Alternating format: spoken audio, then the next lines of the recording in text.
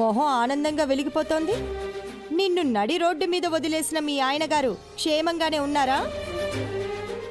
మాయల ఫకీరు ప్రాణం చిలకలో ఉన్నట్టు మీ ఆయన ప్రాణం నీ తాళిలో ఉన్నట్టు విలువిలలాడిపోయావు కదా. బంధాలు ముక్కలైపోయిన తర్వాత తన ప్రాణం కాపాడగలిగే శక్తి ఈ తాళికెందుకుంటుంది? ఇప్పుడిది కేవలం ఒక తాడు మాత్రమే. నువ్వు వెళ్లే సమయానికి ఆయన గారు బాదం పప్పులా బందోబస్తుగానే ఉండుంటారుగా. నువ్వే అనవసరంగా ఏదేదో జరుగుంటుందని ఊహించుకొని కంగారు పడిపోయావు. బావ మీదున్న కోపంతో నువ్వు ఈ తాళి గురించి ఉక్రోషంగా మాట్లాడుతున్నావు అక్క. లేదంటే ఈ తాళి గురించి నువ్వు ఎగతాళిగా మాట్లాడావు, చులకనగా మాట్లాడావు. అవునక్క, నా బావ ప్రాణం నా తాళిలోనే ఉంది. గుడిలో బావ మీద ఎద్దు దాడి చేసిందంట. సమయానికి నాకు ఈ తాళి దొరక్కపోయుంటే బావ రక్షించబడుండేవాడు కాదు. బావ ప్రాణం పోయుండేది.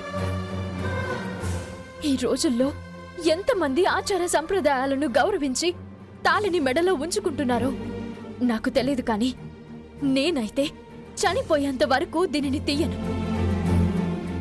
నేను బతుకుండగా తాళిని తీయాల్సిన అవసరం నాకు రాకూడదు.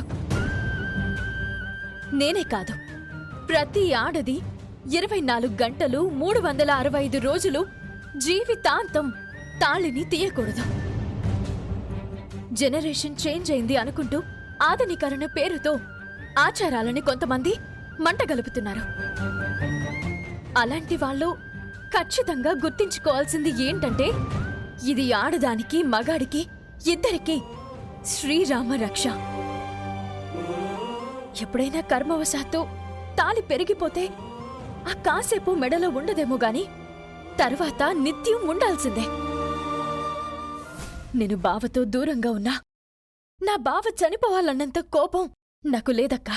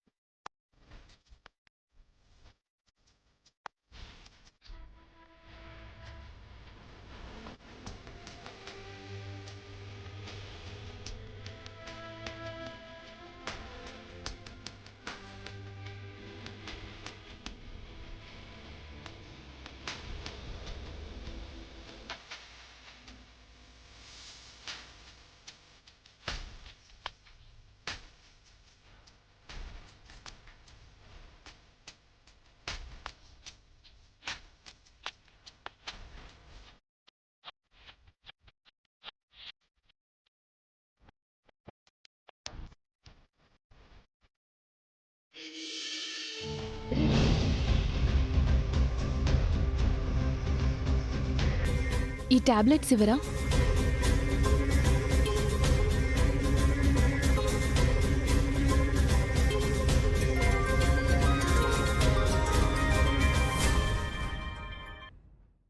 చెప్పు గీత.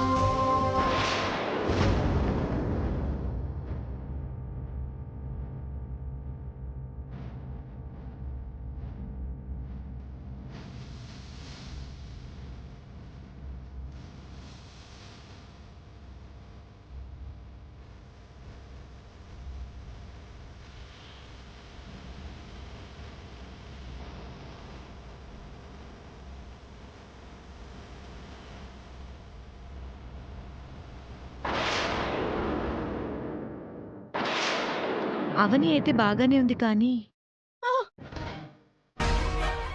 బేబీ ఏదైనా అనారోగ్యంతో కానీ లోపంతో కానీ పుట్టిందా? కాదండి, మరి బేబీని కాపాడలేకపోయాం. పాప చనిపోయింది. అవని అప్పుడు చేసిన తప్పు నేను మనశ్శాంతిగా బ్రతకకుండా చేసింది. ఇంతకాలం తర్వాత ఈమె నాకు ఎదుట పడింది. జరిగిన తప్పుని సరిదిద్దుకోవాలి. చేసిన పాపానికి ప్రాయశ్చిత్తం చేసుకోవాలి.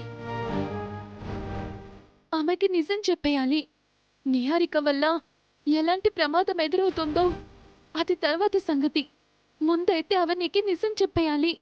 చెప్పేస్తాను. సరే గీత, నువ్వు ఫ్రీ అయ్యాక ఫోన్ చేయి, మనం కలుద్దాం. సరేనా? ఉంటాను మరి. బాయ్.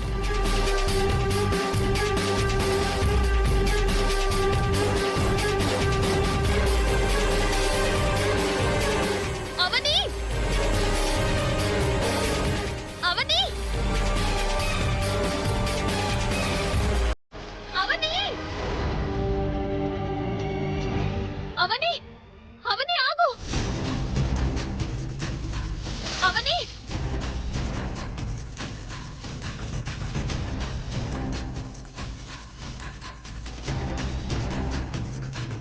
అవనిని చూపించినట్టే చూపించి ఇలా చేసావేంటి దేవుడా?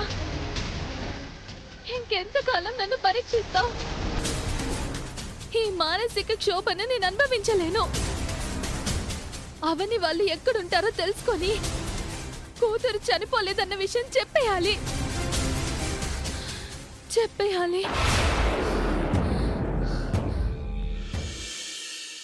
రుద్ర రుద్ర రుద్ర రుద్ర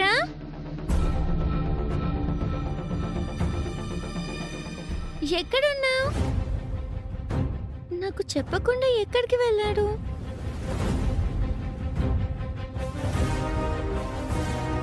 నాన్నా, ఈసారి కూడా నువ్వు క్లాస్ ఫస్ట్ వచ్చావనుకో, నువ్వు అడిగినవన్నీ కొనిపెడతాం. ఆనంది, ఇక మేము బయలుదేరుతాం. ఉమ్, బాయ్ అమ్మా. బాయ్ నాన్నా.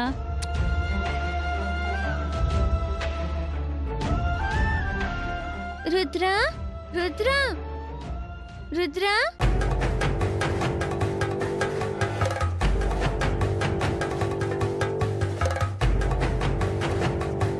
ఎక్కడికి వెళ్ళిపోయావు? నాకు చెప్పకుండా ఎక్కడికి వెళ్ళొద్దని చెప్పానా? ఎవరైనా ఫ్రెండ్స్ కనిపిస్తే వెళ్ళావా? ఈరోజు నీకిష్టమైన వంట చేశాను, కడుపు నిండా తినేయ్. సరే అమ్మా. ఏమండి, ఏంటే? దారిలో చాక్లెట్స్ కొనివ్వండి. చాక్లెట్స్ ఎక్కువ తినకూడదే. ఈ వయసులో కాక ఇంకే వయసులో తింటారు, కొనివ్వండి. సరే.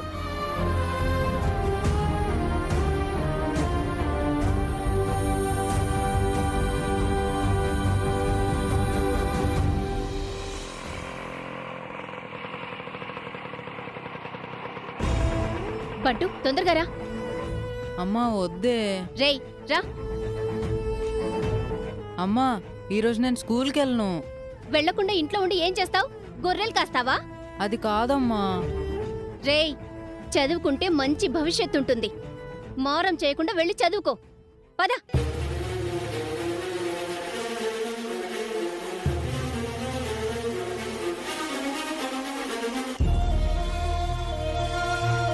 బాయ్ బంటూ.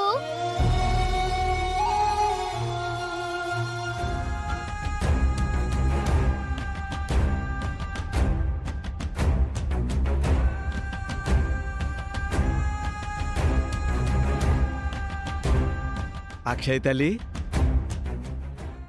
ఏంటమ్మా బయటే ఉండిపోయావు? రుద్రతో ఆడుకుంటున్నావా తల్లి? మాట్లాడవేంట్రా? దేని గురించో ఆలోచిస్తుందండి. మనసులో ఏది దాచుకోవు కదమ్మా, చెప్పు కన్నా. కొన్ని బాధలను మనసులో దాచుకోవడమే మంచిదనిపిస్తుంది తాతయ్య. ఇప్పుడంత బాధ ఏం కలిగిందిరా నీకు? గుడిలో ఉన్న అమ్మ నాకు కావలసినవన్నీ చేస్తుంది, కావాల్సినంత ప్రేమనిస్తుంది. ఆ అమ్మ అంటే నాకెంతో భక్తి, ఇష్టం. కానీ నాకు జన్మనిచ్చిన నిజమైన అమ్మ నాతో ఉండుంటే ఎంత బాగుండేది కదా. అందరిలా నన్ను స్కూల్కి పంపించేది, ముద్దులాడేది, నాకు నచ్చిన వంటలు వండేది, నన్ను ప్రేమగా చూసుకునేది.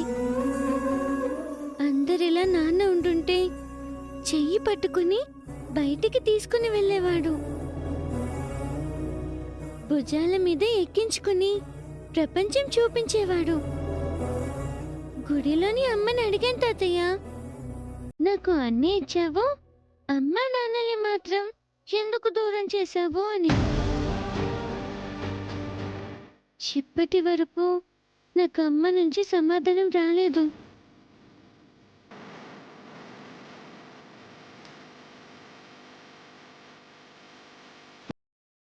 ఆ అమ్మ దగ్గరే కాదమ్మా, ఈ ప్రశ్నకు మా దగ్గర కూడా సమాధానం లేదు.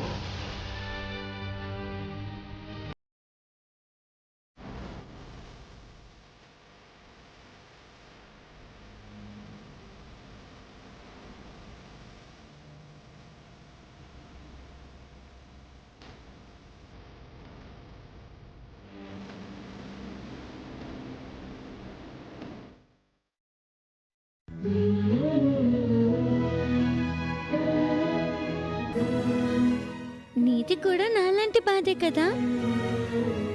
నువ్వు చెప్పుకోలేవు, నేను చెప్పుకుంటున్నాను, అదే తేడా.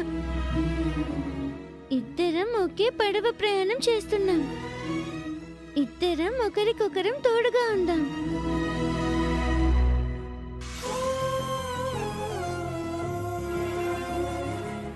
అక్షయ తల్లిదండ్రుల గురించి అడుగుతుంటే కన్నీరు ఆగటం లేదు శాంత. అవునండి, ఎంతో గుండె నిబ్బరం గల మనిషి అయినా మిగిలిన విషయాలు వేరు, తల్లిదండ్రుల విషయం వేరు. ఎన్నైనా ఉండొచ్చు, ఎందరైనా ఉండొచ్చు. తల్లిదండ్రులు చిన్నతనం నుంచి లేని వెళితి ఆ బిడ్డకు నరకమనే చెప్పాలి. అక్షయ్ తల్లిదండ్రుల గురించి మనం కూడా ఎన్నో ప్రయత్నాలు చేశాం, అయినా ఫలితం లేకుండా పోయింది. బిడ్డ తల్లిదండ్రుల గురించి ఎంత బాధపడుతోందో తల్లిదండ్రులు కూడా బిడ్డ గురించి అంతే బాధపడుతూ ఉంటారు. నాకేమనిపిస్తుందంటే, ఆడపిల్లని పోషించడం ఇష్టం లేని వాళ్ళెవరో బిడ్డని గుడిలో వదిలేసుంటారేమో అనిపిస్తుంది. అక్షయ్ నా కంటికి ఆనాడు కనిపించటమే ఒక వింత. గర్భగుడి తలుపులకి తాళం వేసుండగా లోపల ఉండటం, ఆ సంఘటన తలుచుకున్నప్పుడల్లా ఒళ్ళు జలధరిస్తుంది శాంత. అక్షయ్ మాత్రం సామాన్యమైన బిడ్డ కాదు, ఏదో కారణంతోనే ఈ భూమి మీదకొచ్చింది. మీరు గట్టిగా ప్రయత్నం చేస్తే అక్షయ్ తల్లిదండ్రులెవరో, ఏ కుటుంబానికి సంబంధించిన మనిషో, ఏ వంశానికి సంబంధించిన బిడ్డో తెలుస్తుంది. ఇంకే విధంగా ప్రయత్నం చేయమంటావు? ఇంతకు ముందు వారిని వీరిని అడిగాము, ఇప్పుడు మీకు తెలిసిన విద్యను అడగండి, ఆ విద్య ద్వారానైనా బయటపడుతుందేమో. ఏమంటున్నావు శాంత? వేల మందికి జాతకం చెప్పినవారు మీరు. గత కొద్ది కాలంగా జాతకాలు చెప్పడం మానేసి పౌరోహిత్యం చేసుకుంటున్నారు. మీరు చెప్పిన జాతకాలన్నీ నిజమయ్యాయి. దేవుడు మీకు ఆ శక్తిని ప్రసాదించాడు. అందుకే అటక మీదున్న గ్రంథాలన్నిటినీ కిందికి దించి వాటి ద్వారా ప్రయత్నం చేయండి.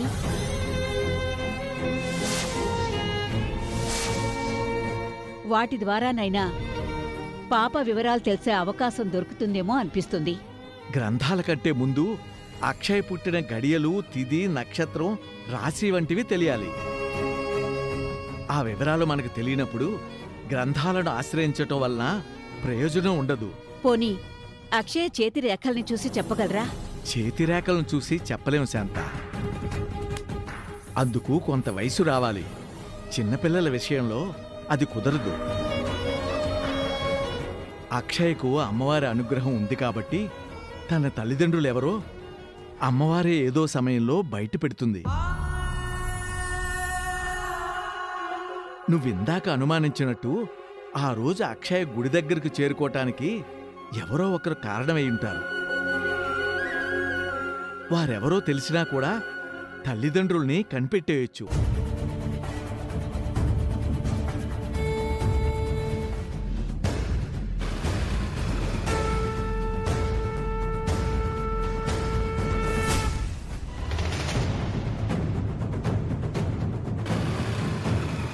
ఏమైంది దీనికి? ఎప్పుడు ఇంత ఇబ్బంది పెట్టలేదు కదా, ఇప్పుడు ఎందుకు ఇబ్బంది పెడుతుంది?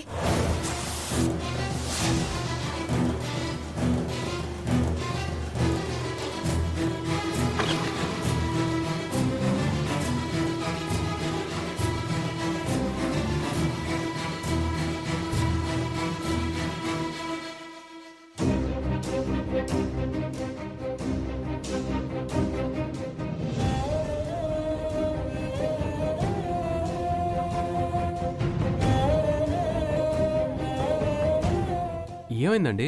కనిపిస్తుంది కదండి, అడగడం ఎందుకు? పోనీ నేను ట్రై చేయనా? మనుషుల్ని బట్టి మాట వింటుందా, లేకపోతే దాని కండిషన్ బట్టి వింటుందా? పెట్ యానిమల్స్ అయితే పెంచుకున్న వారి మాటను మాత్రమే వింటాయి. ఇలాంటివైతే ఎవరి మాటైనా వింటాయి. అయితే మీ మాట వింటుంది అని అంటారు. ఈ చెయ్యి పడితే దెబ్బకి ఏదైనా స్టార్ట్ అవ్వాల్సిందే. కావాలంటే ఇప్పుడు చూడండి, చూస్తూ ఉండండి.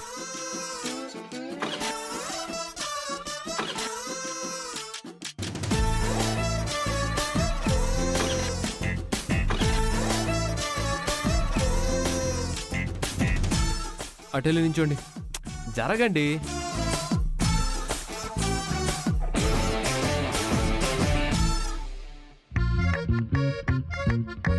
ఇప్పుడు చూడండి, అయిపోతుందండి.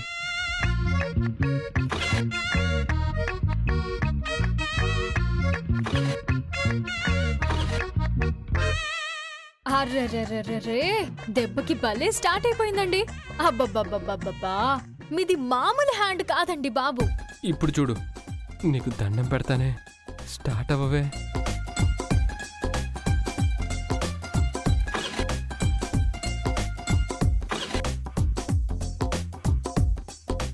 ఏదో రిపేర్ వచ్చినట్టుందండి. వచ్చారండి వాస్కో డిగామా గారు. బండిని పక్కకు పెట్టి దీని సంగతి తర్వాత చూసుకుందాం. రండి, నా కార్ ఎక్కండి, నేను డ్రాప్ చేస్తాను. అశాశ్వతమైన వాటి మీద ఆశలెందుకులేండి, నేను క్యాబ్లో వెళ్తాను, మీరు బయలుదేరండి.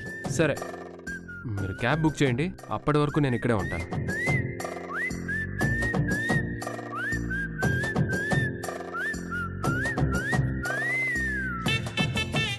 ఇది హార్డ్ టైం అండి, అంత ఈజీగా బుక్ అవ్వవు. మరి కాసేపు ట్రై చేస్తానులేండి. హలో హలో కొలీగ్ గారు, ఈ సమయంలో క్యాబ్లేమీ రావు. పైగా ఇది మంచి రూట్ కాదండి. ఇక్కడ ఒంటరిగా ఉండడం అంత మంచిది కాదు. ఒంటరితనం నాకు అలవాటైందిలేండి. అర్థం చేసుకోండి. మీరు బయలుదేరండి సార్. మీరు నాతో వస్తే చెల్లుకి చెల్లు అయిపోతుందండి. చెల్లకి చెల్లా? మీరు నా కార్ రిపేర్ వచ్చినప్పుడు మీరు ఇదే బైక్ మీద నన్ను నా ఇంటి వరకు డ్రాప్ చేశారు. ఇప్పుడు నేను మీ ఇంటి వరకు డ్రాప్ చేస్తాను. బాకీ ఉంచుకోవడం నాకు ఇష్టం ఉండదండి. బాకీ ఉంచడం మీకు ఇష్టం లేకపోతే మీరు నాకు చాలా తిరిగి ఇవ్వాల్సి వస్తుంది. కారులో ప్రయాణం చేస్తే మళ్ళీ నాకు దగ్గరైపోతారేమోనని ఆలోచిస్తున్నారా ఏంటి? ఈ 5 ఏళ్ళు ఎలాంటి సంఘటనలు దగ్గర చేయలేకపోయాయి. ఈ ప్రయాణం మాత్రం ఎందుకు చేస్తుంది? అయితే అంత ఆలోచన ఎందుకు? ఓ కొలీగ్గా భావించి కారు ఎక్కండి. నిగ్రహం ఉన్నదానివే కదా. సాటి కొలీగ్గా మాత్రమే అడుగుతున్నాను. చూడండి, నాకు వేరే ఉద్దేశం ఏమీ లేదు. సరే, మీ కార్లో ప్రయాణం చేసినంత మాత్రాన మీ ఒడిలో ఏం వాలిపోను కదా. సరే సరే సరే, ఇక బయలుదేరదామా? ఎదురుగా ఏదైనా మెకానిక్ షెడ్ ఉంటే అక్కడ దించండి చాలు. సరే.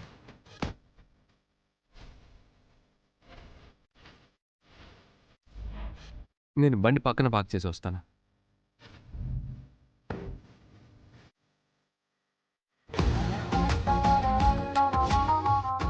ఇదిగోండి, పదండి.